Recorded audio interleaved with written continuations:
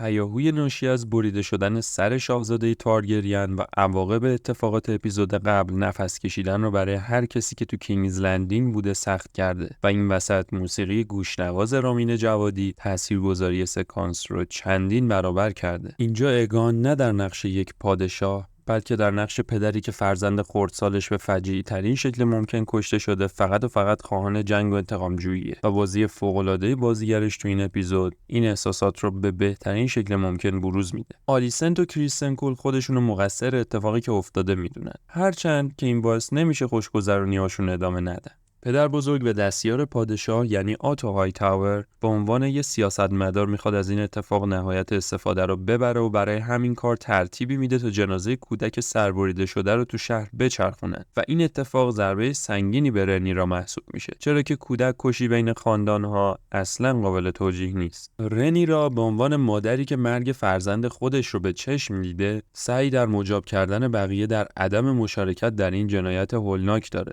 Having lost my own son, that I would inflict such a thing. و جناب دیمون که این همه بدبختی رو موجب شده سعی داره تا با سکوت یه جورایی قضیه رو بپیچونه، هرچند که از نگاه پرنسس رنیس که فهمیده رفیقمون چه حرکتی زده نمیتونه فرار کنه. بعد از باخبر شدن رنیرا از ماجرا درگیری بین اون و دیمون بالا میگیره و دیمونی که هیچ موقع از آقا بالا سر خوشش نمیومده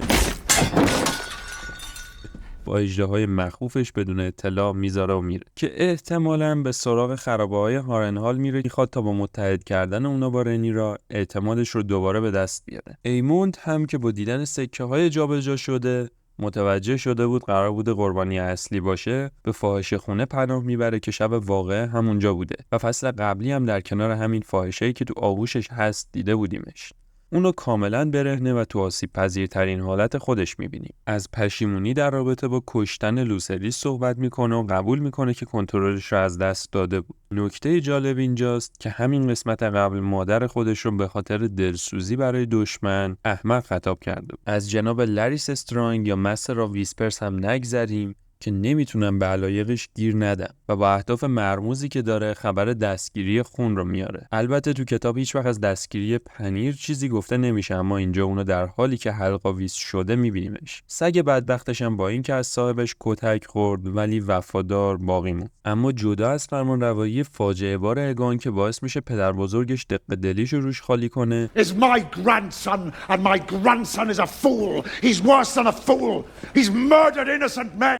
و در نهایت عنوان دستیار پادشاه به یکی از بی‌لیاقت‌ترین آدم‌های دنیای وستروس برسه. سکانس مربوط به نبرد سر اریک و سر اریک که تفاوت تلفظشون اصلاً راحت نیست واقعا پرتنش و خوش ساخت. خود نبرد البته جای کار بیشتری داشت برای اینکه میشد با عدم تشخیص دو قلو از همدیگه خلاقیت زیادی به خرج داد و اینکه طبق یکی از روایات نبرد اونها تا 1 ساعت هم طول کشید. نکته اصلی اما اینه که برادری بینشون با وجود حضور داشتن تو جناح مخالف همچنان حفظ شده و تنها وظیفه باعث شد تا علیه همدیگه قرار بگیرن. جمله اول این فصل که بارها تو کتابم گفته شده همینه: وظیفه شناسی یعنی فداکاری. Duty is sacrifice.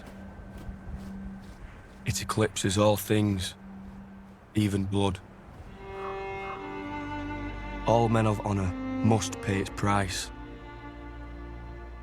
ضمناً اینکه رنیرا با نجات دادن وایت ورم عملاً زندگی خودش رو نجات دادم از نکات جالب این اپیزود بود. اما بعد ببینیم در ادامه میتونه همچنان جون سالم به در ببره و روی تخت پادشاهی بشینه یا اینکه های تاورها پیروز از این نبرد بیرون میاد. یه نکته هم درباره شخصیت هلنا اضافه کنم. گویا هلنا قابلیت رویابینی و دیدن آینده رو مثل خیلی از تارگریانای دیگه داره. جالب اینجاست که اپیزود قبلی در حال دوختن پارچه‌ای بود که بعد از مرگ پسرش تو تابوت زیر اون گذاشتن و در حین بافتنش هم زیر لب زمزمه می‌کرده که اونا پسره رو که اشاره به انتخاب پنیر رو خون تو سکانس آخر قسمت قبله. در کل خیلی نمیشه کاراکترش رو فهمید و تصمیماتش رو توضیح داد، ولی به نظر خودش هم داره از این آینده بینیش رنج میبره. احتمالاً در آینده توضیحات بیشتری در رابطه با شخصیتش ارائه بده سریال.